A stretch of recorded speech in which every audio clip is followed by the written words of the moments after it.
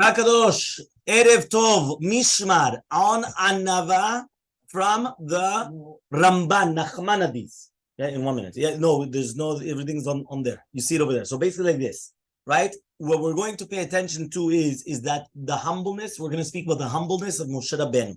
So number one, we're going to say, why is it that Moshe Rabbeinu did not want to receive, to become messenger, to go to Paro? That's going to be number one, okay? Then we're going to also try to understand why is it that Moshe Rabbeinu did not pray to Hashem that he should remove his stuttering. Moshe Rabbeinu stuttered. He was always mumbling. He didn't have a proper speech. He should have prayed to Hashem. HaKadosh Baruch Hu, take it away. Number two, Ma'alat Moshe Rabbeinu is Elokim leparo. What does that mean? Only because of the zechut amarvatnuto. What does that mean? When he came, right, and he used to go to Paro, the Shekhinah was speaking within him, which means that he was not stuttering. He was actually speaking normally to Paro. Okay? Remember that the Ramban in his letter says that a person should always, come, right? A person should always come and be greater than other people. What does that mean? Meaning everybody else should always be greater than you in their eyes. And that's what Moshe Rabbeinu did until the end of his life, as if that everyone else is always greater than him. Another one is Dagat Moshe Rabbeinu during the time that when he was revealing, right, when Hashem revealed himself in the Sineh, right, and the Anava and Gadlut in general, to do with Yirat Shamayim, right, and understanding the greatness of a human being. So let's start the Shiur. Okay, the Shiur starts. Why is it that Moshe Rabbeinu did not want to accept the Shlichut? So this, he brings down Parashat Shemot, that Kadosh Baruch Hu comes and he says, I see that the Jewish nation is suffering, and now go, look at the underline.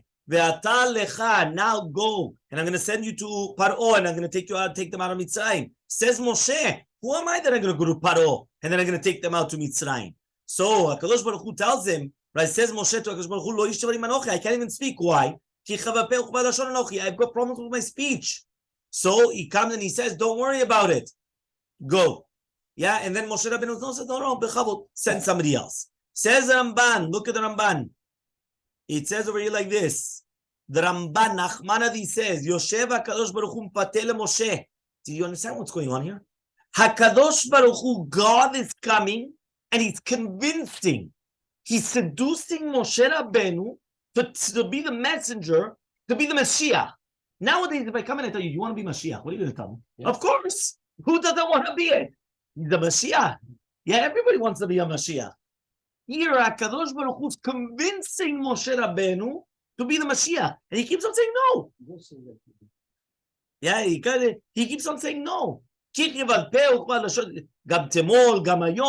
Moshe Rabbeinu מרוב חפצו שלא ילך, לא יתפלל. Moshe Rabbeinu didn't want to go. That's why he didn't even pray to get away with stuttering. Meaning his stuttering was a block. Right? You're not fit for the job. Why are you not fit for the job? Because you're stuttering. You're going to come and you're going to start speaking to the king, and you're going to speak about to everybody, and you're going to be stuttering. Moshe Rabbeinu did not ask Hashem, take it away. He says, I stutter. That's it. He didn't even ask, take it away. So he comes and he says, right?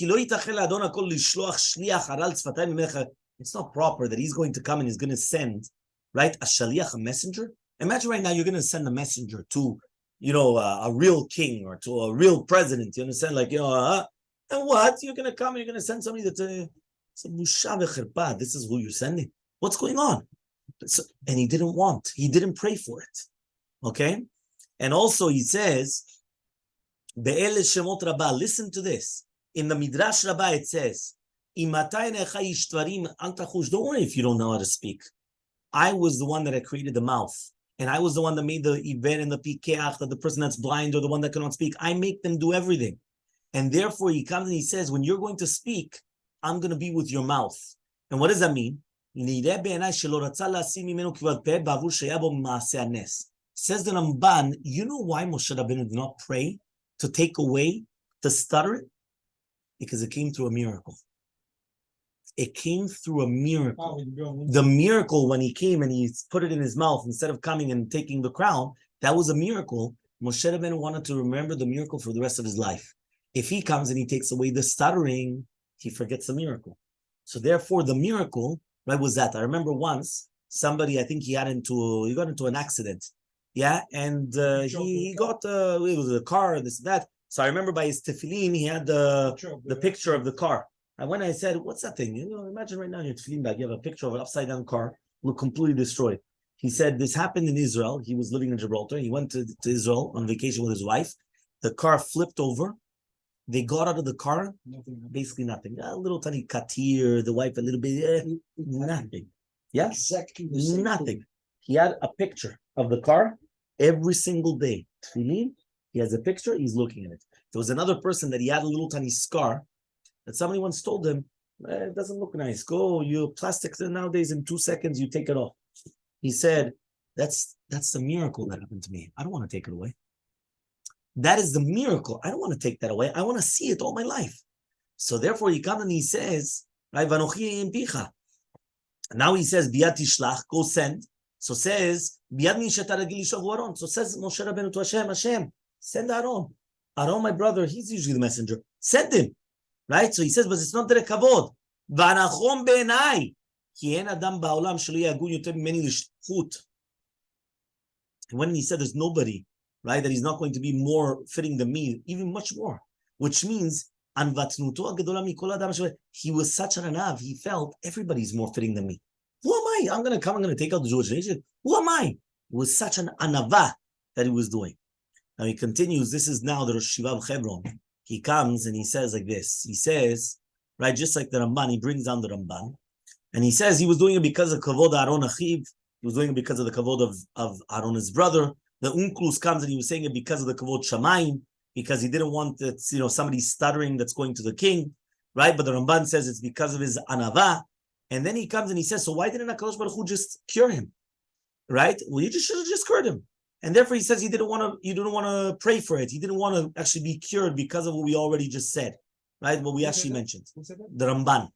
Okay? The Ramban. Nachmanides says that he didn't want to pray to cure himself because he wanted to stay with the stuttering because it happened through a miracle. That was the Ramban. Nachmanides says that. Okay? So now he says like this. Nobody says why didn't cure it without. No, 1 second. No, because if Moshe Rabbeinu didn't pray for it, he wasn't going to do it. So it's a proof that you have to pray for. Yes, anything that you need, you have to pray for it, even if it's going to happen. We're going to see even a bigger chidush of machloket. What happens after Matan Torah? Wait 1 minute, because what happened Matan Torah? What happened when Hashem? He said the first. No, but what happened in Matan Torah? What did Hashem do to everybody? Everybody was cured in anything. If somebody was blind, they were able to see. If somebody was sick, they became Matan Torah. What happened to what? So there's a machloket. Except for Moshe Rabbeinu. Maybe Moshe Rabbeinu was the only one that was not cured. In 1 minute, we'll speak about why. We'll speak about why. Yeah, we'll see. We'll see why. Hadavar nifla me'od. Moshe Rabbeinu was fitting. He wanted to stay with his blemish, that in order that he should have a ta'ana in order to get out of it, which means Moshe Rabbeinu, according to the first explanation, he didn't want to pray to take away his stuttering, not because of the miracle. That was the second explanation. The first explanation was that was the best excuse not to go. Yeah, it's an argument. It's an argument. He said, listen, I'm not fitting. What? I want you to come with me. No, I can't. Why? I stutter. Yeah? Okay, but he didn't want. Yeah, he didn't want. So he says, Umiidach, on the other hand, though, Lamrot she'it tfilato nava mimalato zo, right? Ota shivcha Torah, that he says that HaKadosh, he says that's the derech of HaKadosh Baruch Hu. Sherak derech tfilah hu na'ana, meaning HaKadosh Baruch Hu wants a tfilah. So if you don't pray, you don't get an answer. That's what Hashem wants. And because of that, that was the shevach of Moshe Rabbeinu, that because of his anava, HaKadosh Baruch Hu should have done it. But he didn't cure him because he wants him to pray. And Moshe Rabbeinu did not want to pray. He didn't want to pray for that. Okay? Now, the other reason was because of the Nes. So he says, Nifla mitbonen. Listen to this. Look how much there is to understand what it is when a person does a miracle. Right? That when you have a miracle, it's an out of a kavod. So you want to come and you want to actually always have this sign. Hashem did a miracle for me. And this is my miracle. This is where it is. So now we're going to speak about the Elokim leFaro. Listen to this. Vayichal af Moshe. Af Hashem Moshe. ודיברת עליו שדות עברים בפיו, ואתה תהיה לו לאלוקים. הקדוש ברוך הוא tells Moshe Rabbeinu, you're going to be to Paro a God. What does that mean, a God? Also, right? ויאמר השם למשה, נראה נתתיך אלוקים לפרעה, I made you a God to Paro. What does that mean? And then Paro comes and he calls Moshe Aaron and he says, please, right, pray to your God. You have to forgive my sin. What's going on? The Ramban says in the first one, Im picha leorotcha shetadaber el Paro, ki ata lo amar shedaber Aaron bavuro rak el ha'am, kemo shenemar v'diberu lecha al ha'am, aval leParo Moshe yedaber. Listen to this. Moshe needed an interpreter. He needed somebody to speak for him, a spokesperson. Why? Because he was stuttering. When did he need a spokesperson? The nation. When did he need a spokesperson? To the nation. To Bnei Israel, he needed somebody to interpret him. He needed somebody to speak to him. But to Paro, Moshe yedaber. Moshe spoke directly to Paro. V'yitachen sheyeh ze lekol malchut. So that's kol malchut. Right? Uvesov chazar Moshe v'amar, hen ani arat tzadek. He says, but how's Paro going to listen? So he says, "V'natan lo reshu shelo yedaber gam leParo v'yeh ma'aleh leMoshe." So he says, "No, I'm going to help you." So what does that mean? V'Hashem amar, "Re'eh netaticha Elohim leParo." What does that mean? Kasher Elokim mitzveh leNavi. So ma'ala gdola leMoshe, he only was zocher because of the anava, which means that he was able to actually come and speak directly to Paro, and he didn't stutter. Do you know? I actually once saw it. Right? I had a friend that he was stuttering a lot. If he would sing, he wouldn't stutter. It was something incredible. He would sing, meaning that if you come and you hear him singing something, you would never dream that he was stuttering. Never dream. You're listening to him. This guy stutters. What are you talking about? Singing, he doesn't stutter. It's all in sing. So I once told him he has to practice always singing. That it's always a song. Because if it's always a song, right, you do it. And by the way, I once did that with a boy, a bar mitzvah boy. A bar mitzvah boy, he had problems with, learning disabilities and all these things, right? So the father goes to me, no, you know what, just learn with him a rishon. I taught him 6 aliyot, right? All 6 aliyot I taught him. I was going to teach the Shavi, and then I felt that I didn't want to, especially with sometimes they're not the most religious, you push them too much, they break off. So I left it at 6, but technically, I could have taught him the 7th one also as well. I could have finished the entire parasha. Now, what was the secret?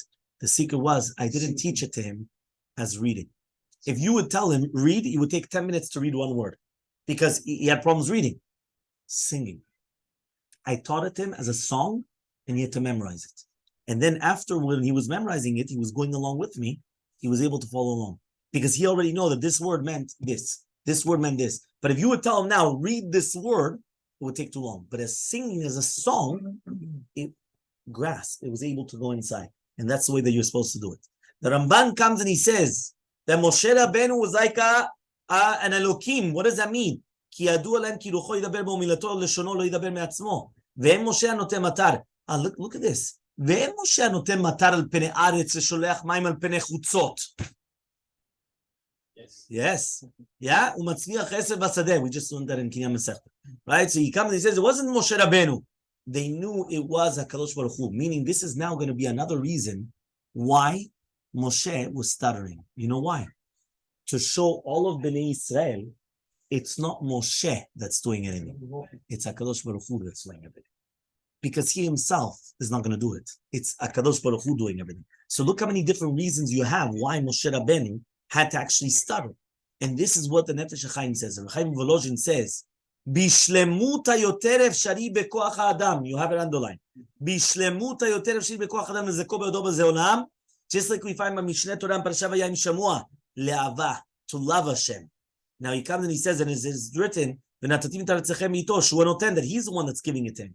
Shechina midaber mito grono shel Moshe. The Shechina spoke from the throat of Moshe Rabbeinu, and that's why it says Pe el Pe adaber bo. And that is the greatest madrega that a person could get from the time of Adam Rishon. That he comes and he says that he's able to become such a kli to HaKadosh Baruch Hu that Hashem is speaking through him. So that's why he wasn't stuttering, because it was Hashem speaking through Moshe Rabbeinu. There was no stuttering. There was nothing there. And therefore, the Ramban comes and he says in his letter, when you save yourself from anger, you're going to become an anav. You're going to be humble. So he says, which that's midat tovo mikol midot tovot. That's the best of all the midot tovot. Ekev anava yirat Hashem. Because with the anava, you're going to have yirat Hashem. So he comes and he says, from anava you go to yirah. Which means, if you save yourself from anger, you become humble. If you become humble, you have yirat shamayim. This is the letter to his son. Yes, there's a letter to his son. Right? Somebody once came and he said, you should know I have so much yirat shamayim. I was going to tell him, listen, if you're so haughty, I don't know if you could have so much yirat shamayim. Because ekev anava yirat Hashem. When a person is humble, that's when they have yirat Hashem. Because then they realize that they are nothing. So he says, and therefore he's going to explain how does a person have midat anava. V'chol adam yeh gadol mincha b'einecha. Says the Ramban Nachmanides in his letter, every single person should be greater than you in your eyes. Meaning that when you're going to come and you're going to be around, he's greater than me. Why? Could be that maybe he's doing it accidentally. I'm doing it purposely. It could be that he's actually more learned than me. It could be that he does more mitzvot than me. It could be that he does. Every person is always going to be greater, right, than the actual person. Now it says in Parashat Vayelech, do you know that Moshe Rabbeinu went from one place to another to give them the berachot? Why? To respect them, to give them this respect. Okay? The Ramban, Nachmanides, to give them the bracha towards the end of his life. Vayelech Moshe, towards the end of his life, he came and he went from every single one to give them bracha. So he was going to them. He didn't wait to them to give. He was going to every single one of them to give them a bracha. Okay? Now it says over here that the dargah, the level of Moshe Rabbeinu during the time of the Seneh. So it says over here, Aya Moshe gam ba'et av b'chokhmah. Do you know that even at the time of the burning bush, he was already very great in wisdom and very great in nevuah. But again, right, he was very, very humble. So he says over here, nevuah ta'avot lepachot mimalatam nevuatam. He comes and he says, it wasn't the same. Ha'avot shelo higia lahem malatam nevuah elecha velo ra'u rak be'el shaddai. He says, do you know the avot ha'kedoshim were neviim? But even if Avraham, Yitzchak, and Yaakov were prophets, they didn't get to the level of Hakadosh, to the level of Moshe Rabbeinu, because they only saw Be'el Shaddai. They believe me. But you got to a higher, right, a higher level. Okay?